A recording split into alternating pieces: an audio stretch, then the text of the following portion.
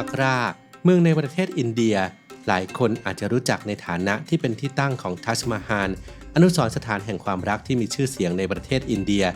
และยังเป็นหนึ่งใน7สิ่งมหัศจรรย์ของโลกยุคใหม่อีกด้วยซึ่งนอกจากทัชมาฮาลแล้วอักรายังมีสถานที่ท่องเที่ยวอีกมากมายอีกทั้งประวัติความเป็นมาที่ไม่ธรรมดาอีกด้วยอับดุลเททูบจะพาไปทำความรู้จักเมืองนี้กันอย่างลึกซึ้งในทุกแง่มุมไปติดตามกันครับ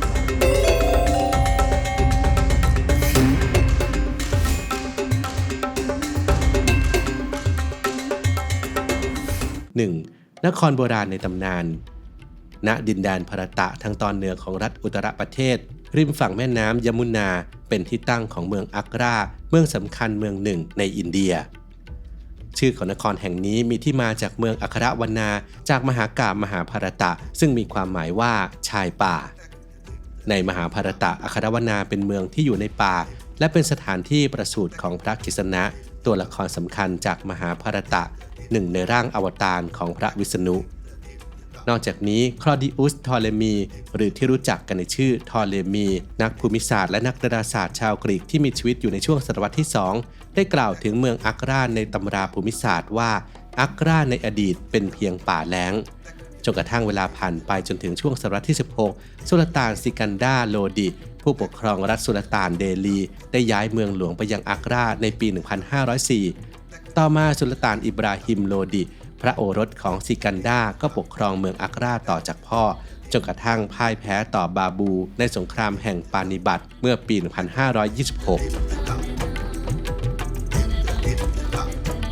2. จักรวรรดิโมกุลผู้พิชิต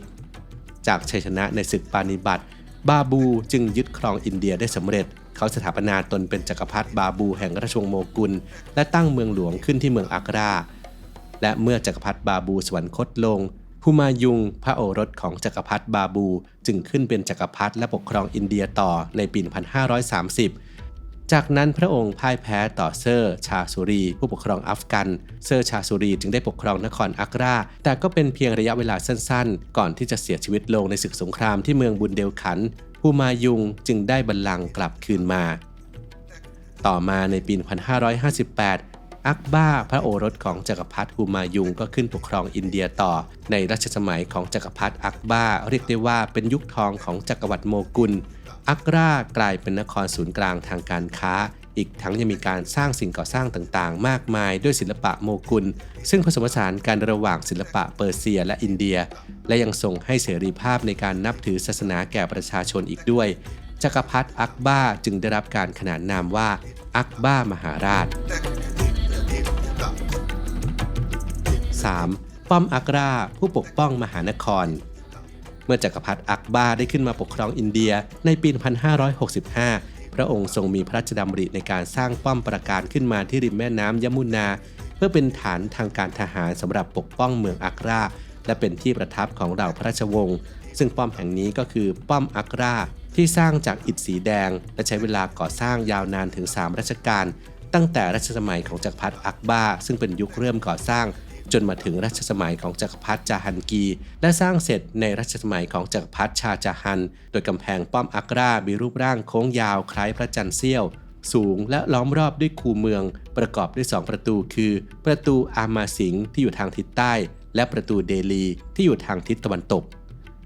ป้อมอักราไม่ได้มีเพียงป้อมปราการเท่านั้นแต่ภายในยังประกอบไปด้วยจาฮันกีรีมาฮานซึ่งเป็นพระราชวังส่วนพระองค์ของจักรพรรดิจาฮันกีซึ่งเป็นสิ่งก่อสร้างที่ใหญ่โต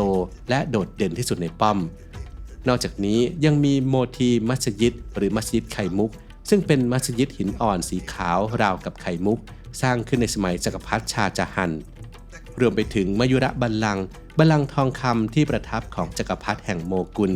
วิจิตรงดงามไปด้วยเพชรนินจินดามากมายบนยอดโคมของบัลลังก์มีรูปสลักนกยูง2ตัวขนาบซ้ายขวา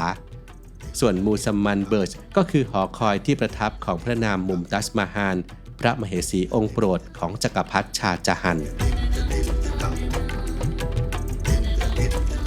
4. ฟาเตบูสิกรีเมืองแห่งชัยชนะจักรพรรดิอักบาทรงมีพระปรีชาสามารถในการรบเป็นอย่างยิ่งครั้งหนึ่งพระองค์ทรงออกรบในสมรภูมิแห่งจิตตอกาและสมรภูมิแห่งรันทัมโบ ทรงได้รับชัยชนะทั้ง2สมรภูมิจากชัยชนะครั้งนี้จักรพรรดิอักบาจึงโปรดให้มีการสร้างเมืองขึ้นมาเพื่อเป็นเมืองหลวงแห่งใหม่ในปี 1569 และในปีเดียวกันยังเป็นปีที่เจ้าชายนูอุดดินมุฮัมมัดซาลิมพระราชโอรสของจักรพรรดิอักบาทรงประสูติฟาเตปูสิกรีจึงถือเป็นเมืองที่สร้างขึ้นใหม่เพื่อเฉลิมฉลองชัยชนะของจักรพรรดิอักบาและเป็นเกียรติยศแห่งองค์รัชทายาทที่กำเนิดขึ้นมาที่นี่จึงได้รับการขนานนามว่าเมืองแห่งชัยชนะฟาเตปูสิกรีสร้างจากดินทรายด้วยศิลปะแบบผสมระหว่างเปอร์เซียกับฮินดูด้านหน้าเมืองจะมีประตูขนาดใหญ่ชื่อว่าบูลันดาวาซาหรือประตูชัยซึ่งเป็นประตูที่สูงที่สุดในโลกภายในเมืองยังประกอบไปด้วยอาคารสำคัญต่างๆอาทิดีวานอีกัสท้องพระโรงแห่งพระราชวังหลวงและมัสยิดจามาสิ่งก่อสร้างหลังแรกๆของฟาเตปูสิกรีและยังเป็นหนึ่งในมัสยิดที่ใหญ่ที่สุดในอินเดียแม้ว่าฟาเตปูสิกรีจะงดงามยิ่งใหญ่เพียงใดแต่ปัญหาการขาดแคลนน้ำและความแห้งแล้งทำให้ผู้คนต่างพากันละทิ้งเมืองแห่งนี้ไปเมืองแห่งชัยชนะแห่งนี้จึงกลายเป็นเพียงเมืองร้างหลังสร้างเสร็จภายในเวลาเพียงแค่15 ปีเท่านั้น 5. ทัชมาฮาลอนุสรณ์สถานแห่งความรักสิ่งก่อสร้างที่โดดเด่นและมีชื่อเสียงที่สุดในนครอักราคือทัชมาฮาลซึ่งชื่อของที่นี่มาจากพระนามของพระนางมุมตัชมาฮาลพระมเหสีของจักรพรรดิชาจาฮันพระนางได้สวรรคตลงเมื่อปี 1631 หลังจากประสูติพระธิดาองค์ที่ 14 จักรพรรดิชาจาฮันเสียพระทัยกับการจากไปของพระมเหสียอดรักเป็นอย่างมากทรงมีพระราชดำริที่จะสร้างอนุสรณ์สถานแห่งความรักที่มีต่อพระนางมุมตัชมาฮาลขณะนั้นจักรวรรดิโมกุลเป็นจักรวรรดิที่ร่ำรวยที่สุดในโลกช่างฝีมือและศิลปินกว่า 20,000 คนเดินทางจากเอเชียกลางและเปอร์เซียมายังอินเดียเพื่อโครงการสร้างอนุสรณ์แห่งนี้โดยเฉพาะทัชมาฮาลจึงเป็นมัสยิดหินอ่อนสีขาวที่ตั้งอยู่ริมแม่น้ำยมุนาภายในทัชมาฮาลประดับด้วยเพชรนินจินดาจากทั่วโลกทั้งหยกและคริสตัลจากจีนโทควอยซ์จากทิเบตไพลินจากศรีลังกาแจสเปอร์และคาเนเลียนจากปัญจาบและอาหรับส่วนด้านนอกตกแต่งด้วยสวนธรรมชาติเมื่อมองจากข้างนอกแล้วทัชมาฮาลเป็นสิ่งก่อสร้างที่สมมาตรเท่ากันพอดีมีผู้คนร่ำลือว่าจักรพรรดิชาจาฮันทรงหลงไหลในความงามของทัชมาฮาลเป็นอย่างมากจนไม่ต้องการให้มีสถานที่ที่งดงามเช่นนี้อีกจึงทรงสั่งให้ตัดแขนของสถาปนิกและคนงานทุกคนที่สร้างทัชมาฮาลหากแต่เรื่องนี้ไม่ใช่ความจริงเพราะบรรดาสถาปนิกและคนงานต่างก็ยังออกแบบและก่อสร้างสถานที่อื่นๆอีกหลังจากที่ก่อสร้างทัชมาฮาลบางคนเชื่อว่าจักรพรรดิชาจาฮันมีพระประสงค์ที่จะสร้างทัชมาฮาลขึ้นมาอีกแห่งแต่ใช้หินอ่อนสีดำเพื่อเป็นอนุสรณ์สถานของพระองค์เคียงคู่กับทัชมาฮาลสีขาวที่เป็นตัวแทนของพระนางมุมตัชมาฮาลผู้เป็นที่รักแต่ทว่าเจ้าชายออรังเซบพระโอรสของจักรพรรดิชาจาฮันไม่พอพระทัยที่พระบิดามัวแต่หมกมุ่นกับการสร้างอนุสรณ์สถาน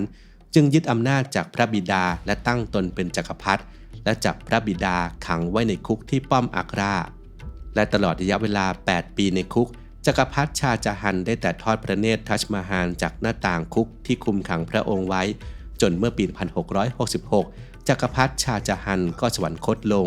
จักรพรรดิออรังเซบทรงนำพระศพของพระบิดาไปฝังไว้ที่ห้องใต้ดินของทัชมาฮาลเคียงข้างกับร่างของพระนางมุมตัชมาฮาล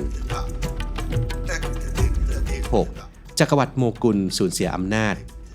เมื่อจักรพรรดิออรังเซบขึ้นมาปกครองอินเดียพระองค์เป็นจักรพรรดิที่เฉลียวฉลาดและมีพระปรีชาสามารถในการรบแต่เมื่อจักรพรรดิออรังเซบสวรรคตลงป้อมอักราก็ถูกยึดครองโดยจักรวรรดิมาราธาและเข้ามาปกครองอักราแทนจักรวรรดิโมกุลจนกระทั่งอังกฤษเข้ามายึดครองอินเดียจักรพรรดิบาฮาดูชาที่2ก็ถูกเนรเทศไปยังพม่าจึงเป็นจุดสิ้นสุดของระบอบกษัตริย์ในอินเดียอังกฤษได้แต่งตั้งให้อักราเป็นเมืองศูนย์กลางของอินเดียในภาคเหนือส่วนเมืองหลวงของอินเดียคือกัลกัตตาอักราจึงถูกลดความสำคัญลงอย่างต่อเนื่องลงเหลือแค่เพียงสิ่งก่อสร้างต่างๆที่ยังคงเป็นหลักฐานแสดงให้เห็นถึงความยิ่งใหญ่ของจักรวรรดิโมกุลในอดีตภายหลังเมื่ออินเดียได้รับเอกราชจากอังกฤษอักราก็พัฒนากลายเป็นเมืองอุตสาหกรรมสิ่งก่อสร้างต่างๆในเมืองอักราไม่ว่าจะเป็นทัชมาฮาลป้อมอักราและฟาเตปูสิกรีก็ได้รับการแต่งตั้งจากยูเนสโกให้เป็นมรดกโลก อักราจึงกลายเป็นหนึ่งในเมืองที่มีชื่อเสียงและมีนักท่องเที่ยวจากทั่วโลกมาเยือนและมาเยี่ยมชมถึงหลักฐานทางประวัติศาสตร์ที่แสดงถึงความรุ่มรวยของอารยธรรมอินเดียว่าครั้งหนึ่งที่นี่เคยรุ่งโรจน์เพียงใด